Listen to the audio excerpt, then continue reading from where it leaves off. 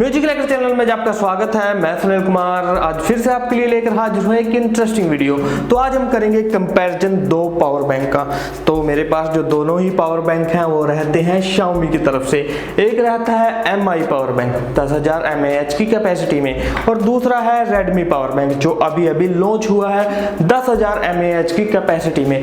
तो हम करेंगे इन दोनों ही पावर बैंक का कंपैरिजन, जानेंगे कि कौन सा पावर बैंक हमारे लिए अच्छा रहेगा। तो इस वीडियो को ध्यान से देखना ताकि आपको अच्छे से समझ में आ जाए कि कौन सा पावर बैंक आपके लिए सही रहेगा।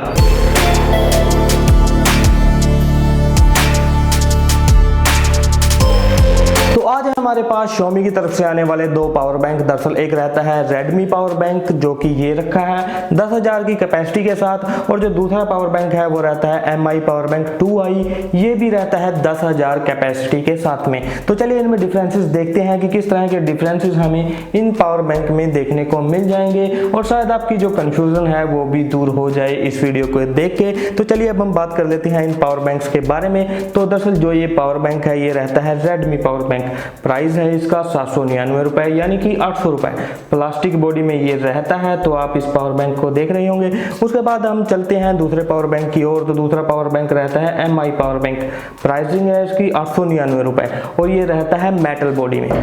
तो कुछ इस तरह का ये पावर बैंक है। तो चलिए अब हम बात कर लेते हैं इन पावर बैंक में कितनी सर्किट लेयर प्रोटेक्शन हमें देखने को मिलेगी। अगर मैं बात करूं Redmi पावर बैंक के बारे में तो इस पावर बैंक के अंदर हमें 12 सर्किट लेयर प्रोटेक्शन देखने को मिल जाती है जो कि काफ़ी अच्छी बात है। अगर मैं बात करूं Mi पावर बैंक के बारे में तो इसके अंदर हमें 9 लेयर प्रोटेक्शन ही देखने को मिलेंगी। तो ये इसमें थोड़ी सी वीकनेस हमें देखने को मिल जाती है। उसके बाद हम चलते हैं इनपुट पोर्ट के बारे में।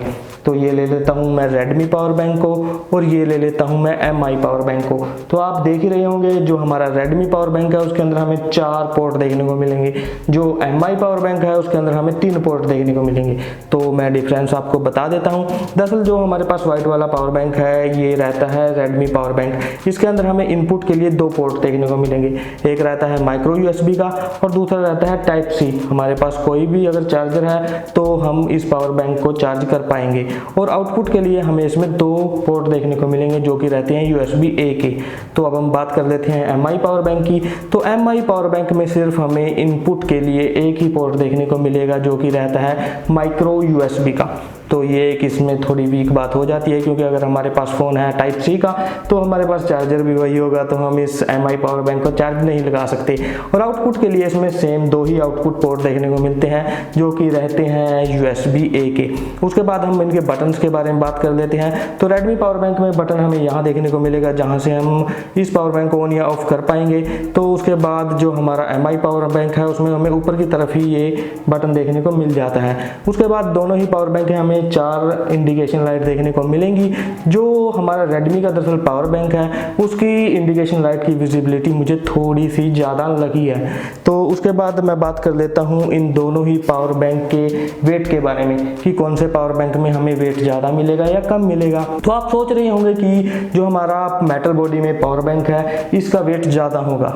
ऐसा बिल्कुल भी नहीं है। दरअसल जो हमारा प्लास्टिक बॉडी में पावर बैंक है जो रहता है Redmi का तो इसके अंदर हमें वेट देखने को मिलता है 246 ग्राम। तो इसमें 246 ग्राम वेट रहता है। अगर मैं चलूँ मेटल बॉडी वाले पावर बैंक की ओर तो इसके अंदर हमें 248 ग्राम वेट देखने को मिलेगा जो कि 2 ग्राम ज़्यादा ही है। हम नहीं कह सकते कि जो हमारा मेटल बॉडी में पावर बैंक है उसका वेट हमें ज़्यादा देखने को मिलेगा। तो इस बिहाफ पे हम इसमें ज़्यादा डिफरेंसेस नहीं देख पाएंगे।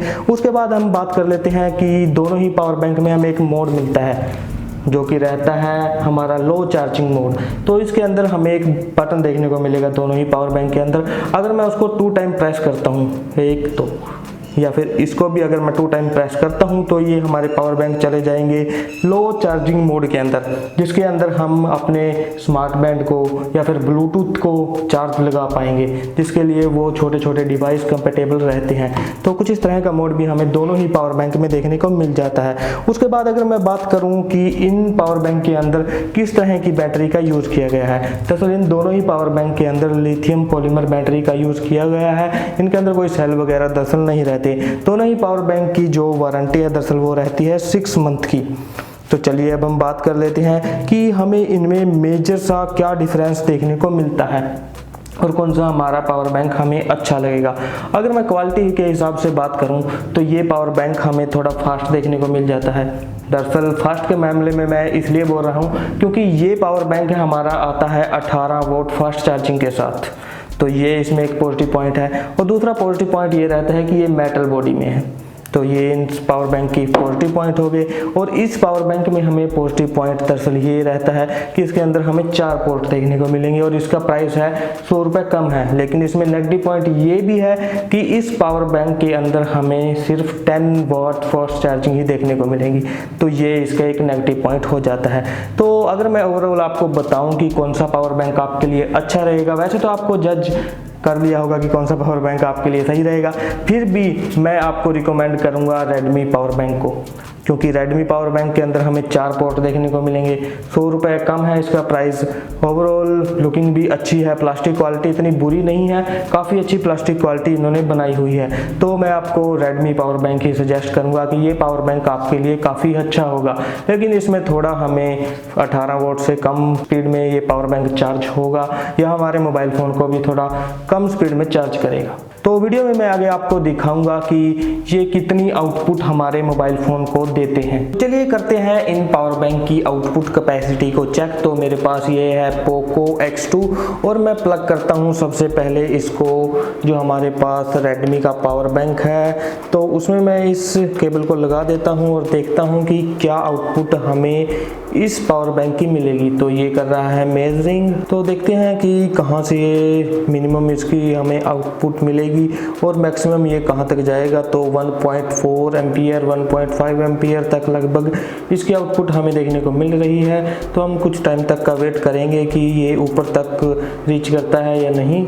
मैक्सिमम जो अभी तक इसने रीच किया है वो रहता है 1.5 एम्पियर। तो देखते हैं कि उससे ऊपर ये जाएगा या नहीं। तो उससे डाउन ही आ रहा है, दरअसल ये उससे ऊपर नहीं जाता। तो चलिए अब हम पावर बैंक को चेंज करके देखते हैं और MI के पावर बैंक में हम इसको प्लग कर लेते हैं केबल को। तो मोबाइल फ़ोन को मैं यहीं रख देता हूं और बात करते हैं हमारे MI पावर बैंक के बारे में। तो इसमें मैं इस केबल को लगा लेता हूं दरअसल। तो MI के अंदर ये केबल लग गई और ये मेजरिंग कर रहा है। तो इसने शुरुआत की है 1900 से, यानी कि 1.9 एम्पियर से। उसके बाद ये अब आ गया है 2.4 एम्पियर तक और मैक्सिमम देखते हैं कहाँ तक जाएगा।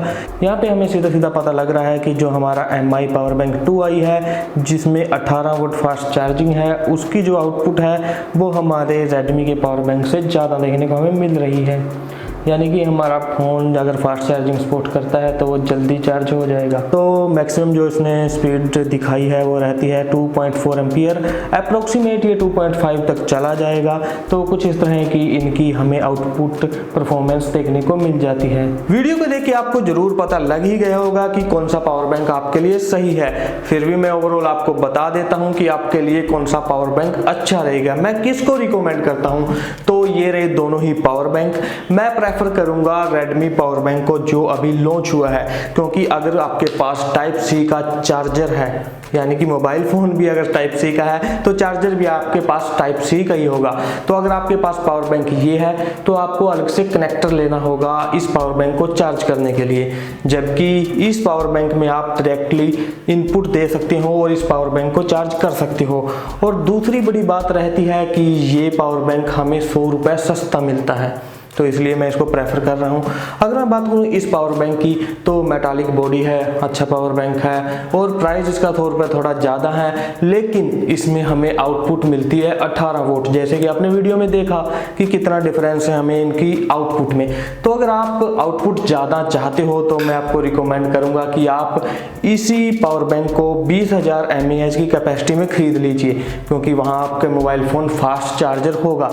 तो मेरा तो यही राय है कि ये पावर बैंक आपके लिए अच्छा रहेगा, क्योंकि इन फ्यूचर टाइप सी ही मोबाइल फ़ोन में आ रहा है ज़्यादातर में, ये हमारा मॉडल पुराना हो जाता है। तो उम्मीद करता हूँ कि ये वीडियो देख के आपको पता लग ही गया होगा कि कौन सा पावर बैंक आपको खरीदना चाहिए या कौन सा पावर बैंक आपके लिए अच्छा रहेगा। अगर आप कुछ इस तरह की और वीडियो देखना चाहते हो तो हमारे चैनल दी म्यूजिकल हैकर को अभी सब्सक्राइब कर लीजिए, क्योंकि इन फ्यूचर मैं आपके लिए लेकर आता रहूँगा कुछ इस तरह की इंटरेस्टिंग वीडियो। तो हंसते रहिए, हंसाते रहिए।